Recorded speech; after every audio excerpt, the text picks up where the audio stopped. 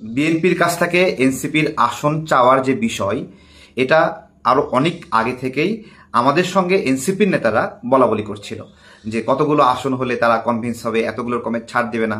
তো এইরকম একটা বিষয়, এই আলাপটা বের হয়ে যাওয়াতে এনসিপির নৈতিক জায়গাটা একবারে ভেঙে খান খান হয়ে গেছে। এখন তারা বলছে যে তারা আসনের পেছনে ছোটে না, কিন্তু কয়েক দফায় এই আলোচনাগুলো হয়েছে এবং এই আলোচনার সঠিক সমাধান যদি না হয় তাহলে এনসিপি জানে ওরা একটা আসনও পাবে না, আর এই জন্য ওরা নির্বাচনে যাবে না। তো ওরা বলছে ওরা আসনের পিছনে ছোটে না। তো ওদের ভাষাতেই যদি হয় যে ওরা আসনের পিছনে ছোটে না, ওরা আসলে আসন ছাড়াই 5 বছর ক্ষমতায় থাকতে চায়।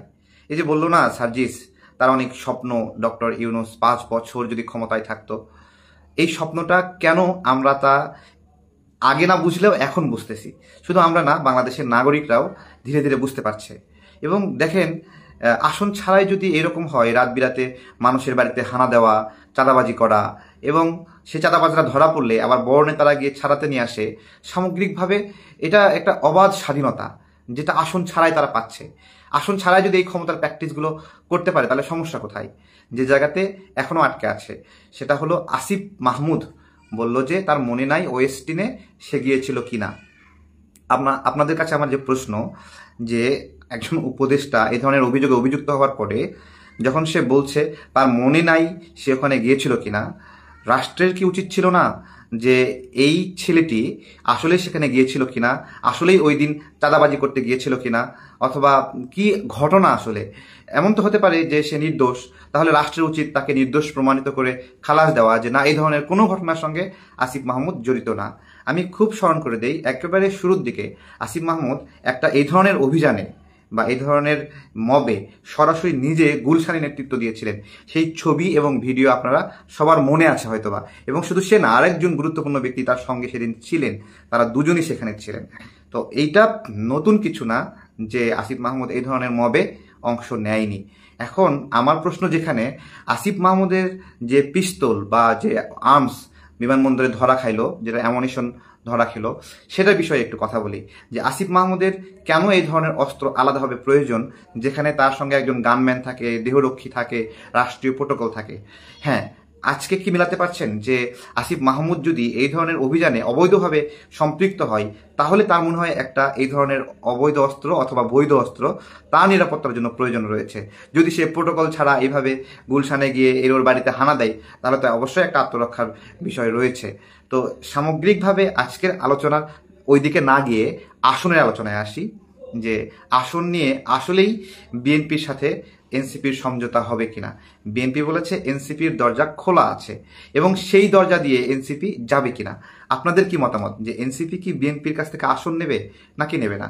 আজকে আমি একটা কথা বলি, যে আগামীর নির্বাচন যেটা আসছে, এইটা আপনার হলো, যদি এরকম হয় যে বিএনপি বড় দল হিসেবে ছোট ছোট দলগুলোকে বিভিন্ন জায়গায় ছাড় দিচ্ছে, জামাতকে ছাড় দিচ্ছে, এনসিপিকে ছাড় দিচ্ছে, আমার প্রশ্ন হলো, এই যে রাজনৈতিক দলগুলোর মধ্যে আসন কেন্দ্রিক যে ভাগ বাটোয়ারা, এটা কিন্তু গণতন্ত্রের মানে হলো অপোজিট।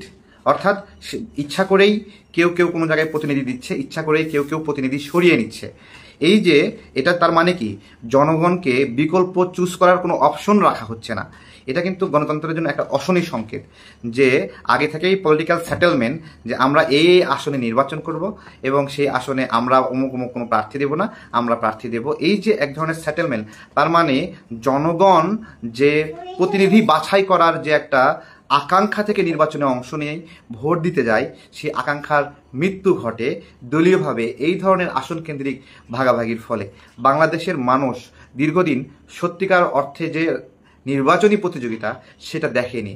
এবং আমরা যে প্রজন্ম, সেই প্রজন্ম সবসময় একটা আফসোস করতাম, যদি সত্যিকার অর্থেই শক্ত শক্ত দুটা দল সঠিকভাবে প্রতিযোগিতা করে নির্বাচন করত এবং আমরা সেই নির্বাচনে ভোট দিতে পারতাম এবং আমরা টেনশনে থাকতাম কে জিতবে কে জিতবে। এই যে একটা টেনশন, এটা একটা আনন্দের দুশ্চিন্তা যে আমার প্রার্থী হারলো কি জিতলো। বাংলাদেশের মানুষ এত দিন ধরে সেই ধরনের প্রতিযোগিতা থেকে বঞ্চিত হয়েছে এবং সামনের নির্বাচনেও আবারও সেই একই ঘটনা ঘটতে যাচ্ছে, যে বাংলাদেশের মানুষ নির্বাচনের স্বাদটা আসলে পাবে না। সত্যিকারের প্রতিযোগিতার যে স্বাদ, সেই স্বাদ থেকে সামনের নির্বাচনেও বঞ্চিত হবে বলে আমার মনে হচ্ছে। এই কথাগুলো কেন বলছি দেখুন, বিভিন্ন রাজনৈতিক দল নির্বাচনে যাওয়ার জন্য বিভিন্ন শর্ত দিচ্ছে যে এইটা লাগবে, ওইটা লাগবে, পিআর লাগবে, টিআর লাগবে। তো এই শর্তগুলো যে শুধুমাত্র ডিবেটের জন্য, আলোচনার টেবিলের জন্য একটা পাওয়ার কার্ড, সেটা কিন্তু আমরা বুঝতে পারছি। অর্থাৎ তারা তাদের চাহিদা পূরণ হলেই ওই পাওয়ার কার্ডটা উঠায় নেবে এবং না হলে ওই পাওয়ার কার্ডটা রেখে দেবে। তো এইটা বাংলাদেশে একটা ফেয়ার গণতান্ত্রিক নির্বাচনের জন্য যে কতটুকু একটা ভয়ঙ্কর অবস্থা, যে রাজনৈতিক দলগুলো পাওয়ার কার্ড প্লে করবে এবং নিজের চাহিত আসন না পাওয়া পর্যন্ত সে নির্বাচনে না যাওয়ার হুমকি দিবে, এটাই বাংলাদেশের জন্য একটা